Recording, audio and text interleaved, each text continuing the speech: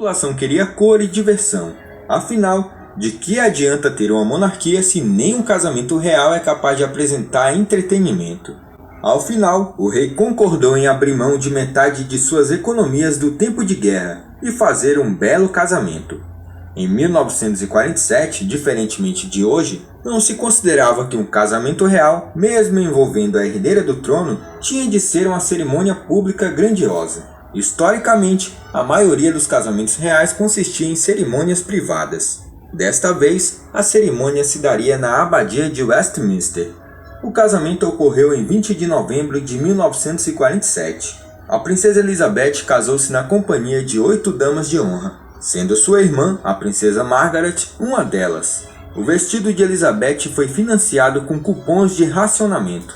Diante do contexto da guerra, as produções dos países se voltavam para a criação de armamentos. Assim, o governo distribuía cupons que serviam como vale-troca para itens específicos, como se fosse dinheiro. Dessa maneira, Elizabeth conseguiu custear a confecção de seu vestido. Os sapatos da atual rainha foram feitos de cetim, com detalhes em prata e com pérolas. A maquiagem quem fez foi a própria noiva, e o buquê que carregava tinha um raminho de murta. A festa contou com cerca de 2.000 convidados. O casamento entre os dois teve transmissão pelo rádio e atingiu cerca de 200 milhões de pessoas em todo o mundo. Para entrar na família real britânica e ser consolidado como britânico de fato, Philip abriu mão de seus títulos na Grécia e na Dinamarca, além de ter se convertido para o anglicanismo. Dessa maneira, pôde ser nomeado como Duque de Edimburgo, como era conhecido. O príncipe Philip nunca esteve na linha de sucessão para o trono e nunca teve o título de rei. Isso porque, no Reino Unido, uma mulher que casa com um monarca pode usar o título cerimonial de rainha, mas um homem que casa com a monarca não pode usar o título de rei, que pode ser usado apenas por soberanos homens. O casal real teria pouco mais de 4 anos juntos antes de Elizabeth se tornar rainha. Seu filho, Charles, nasceu em 1948. A filha, Princesa Anne, chegou 2 anos depois.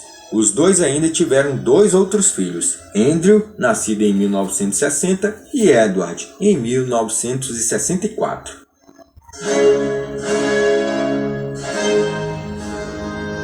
A notícia fatídica chegou a eles em um chalé no Quênia.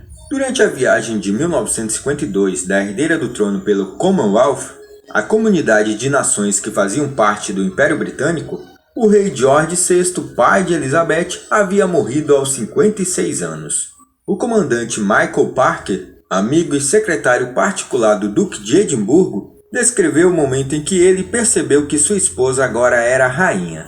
Era como se alguém tivesse jogado metade do mundo sobre ele. Nunca senti tanta pena de alguém em toda a minha vida. Ele apenas respirou pesadamente, como se estivesse em choque. Ele viu imediatamente que o idílio de sua vida juntos tinha chegado ao fim, afirmou Parker. Com a coroação, as ambições navais de Philip foram restringidas. A nova rainha Elizabeth precisaria do marido ao seu lado. Ele foi nomeado seu consorte e sua função principal seria dar apoio à esposa. No início dos anos 1950, o casal teve uma longa disputa quando Philip quis que a família real adotasse seu sobrenome, Mountbatten. Eu sou o único homem no país que não tem permissão para dar seu nome aos filhos, ele disse quando a rainha foi persuadida a manter o sobrenome Windsor. E completou: eu não passo de uma maldita ameba. Philip lutou para encontrar um propósito no papel que lhe foi designado, mas, naturalmente pragmático, ele estava determinado a levar ar fresco aos corredores mais abafados do Palácio de Buckingham. O duque nunca esqueceu que sua família foi forçada ao exílio da Grécia e acreditava que monarquias precisavam se adaptar para sobreviver.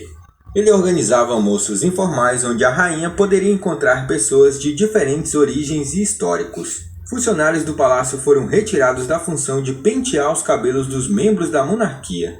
E quando soube que o palácio tinha uma segunda cozinha exclusivamente para alimentar a realeza, Philip mandou fechar uma delas. Algumas mudanças eram mais pessoais e refletiam o amor por dispositivos tecnológicos que ele trazia da infância.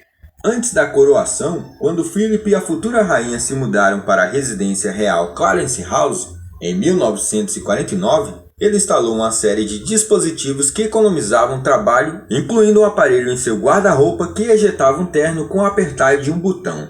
O Duque também promoveu a criação de um documentário da BBC de 90 minutos intitulado Royal Family, que foi ao ar em 1969 e foi considerado um marco da televisão. No Palácio de Buckingham, Philip mandou instalar interfones para que os criados não precisassem mais enviar mensagens escritas para a rainha. Ele carregava sua própria bagagem e preparava seu próprio café da manhã em seus aposentos com a frigideira elétrica, até que a rainha pediu para que ele parasse por causa do cheiro. Mas no casamento, nem tudo foram flores. Se engana quem pensa que se casar com a rainha da Inglaterra foi uma tarefa fácil para Philip. Mesmo com um cargo de destaque na marinha, ele precisava se curvar à esposa e não pôde dar seu sobrenome aos filhos. Para aliviar o peso das obrigações reais, Philip costumava frequentar almoços especiais em Londres, na companhia de amigos. Nessas ocasiões, lançava olhares furtivos para outras moças e começou a levantar rumores sobre casos extraconjugais. Em livro sobre o casal real lançado em 2004, o escritor Gilles Brandreth afirma que Philip manteve um relacionamento com uma mulher desconhecida em um apartamento na região de West End.